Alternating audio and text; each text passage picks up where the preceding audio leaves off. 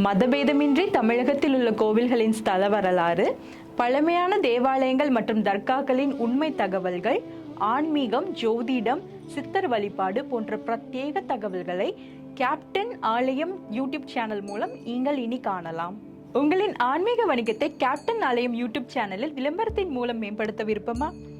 கீழே கொடுக்கப்பட்டுள்ள எண்ணிற்கு உடனே தொடர்பு கொள்ளுங்கள். ஒவ்வொருவருக்கும் வணக்கம்.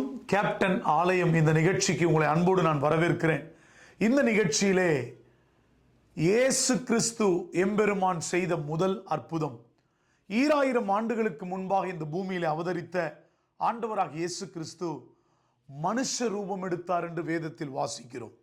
மனுஷ ரூபம் எடுத்த இயேசு கிறிஸ்து வளர்ந்து அவர் முதல் அற்புதத்தை பிதாவின் நாமத்தினால் பூமியிலே செய்த முதல் அற்புதம் என்னவென்றால், ஒரு கானாவூர் கல்யாணத்தில் போய் தண்ணீரை திராட்சை ரசமாக மாற்றினார். அதுதான் இயேசு கிறிஸ்து செய்த முதல் அற்புதம். யோவான் 2வது அதிகாரத்திலே அதை குறித்து நாம் தியானிக்கிறோம்.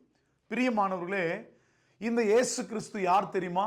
அற்புதங்களின் நாயகர், மிராக்கிள் ஒர்க்கிங் காட். அவர் அற்புதங்களின் தேவன், அற்புதங்களை நடப்பிக்கிறவர். ஜாதி மத பேதமின்றி இந்த இயேசு கிறிஸ்துவை விசுவாசித்து பிரார்த்தனை செய்கின்ற யாவருக்கும் அவர் அற்புதம் செய்வார்.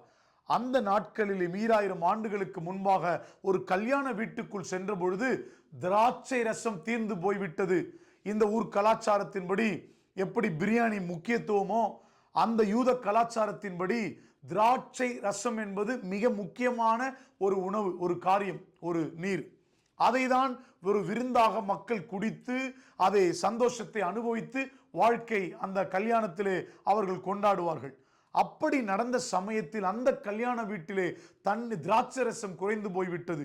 இயேசுவின் தாயாகிய மரியாள் இயேசுவிடத்தில் வேண்டுகிறார். என்ன தெரியுமா? இந்த வீட்டிலே திராட்சை ரசம் குறைந்து விட்டது, அவர்களுக்கு அவமானம் ஏற்பட்டு விட்டது என்று சொல்லும் பொழுது, என் வேலை இன்னும் வரவில்லை என்று இயேசு சொல்லி அந்த சீஷர்களுக்கு கட்டளை கொடுத்தார். நீங்கள் கற்சாடிகளை தண்ணீரால் நிரப்புங்கள் என்று சொன்னார். சீஷர்கள் உடனே கற்சாடிகளை தண்ணீரால் நிரப்பினார்கள். நடந்தது என்ன? ஆண்டவர் சாதாரண கற்சாடியில் இருந்த தண்ணீரை திராட்சை ரசமாய் வார்த்தையினால் மாற்றிவிட்டார்.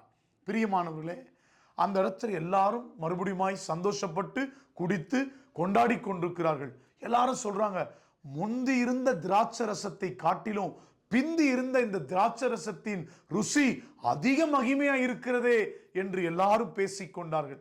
ஆம் பிரியமானவர்களே, இயேசு அற்புதம் செய்தால் முதலை காட்டிலும் பின்பாக நடக்கின்ற அற்புதத்தின் மகிமை பெரிதாக இருக்கும். உங்கள் வாழ்க்கையில் கூட இயேசு அற்புதம் செய்ய காத்திருக்கிறார். உங்கள் முந்தின நிலைமையை மாற்ற அவருடைய அற்புதம் நடக்கப் போகிறது. உங்கள் பின்பான வாழ்க்கை அதிக ருசியாக மாறப்போகிறது. நீங்களும் இயேசு கிறிஸ்துவின் அன்பையும் அற்புதத்தையும் ருசிப்பாருங்கள். கர்த்தர் உங்களை ஆசீர்வதிப்பார். God bless you all.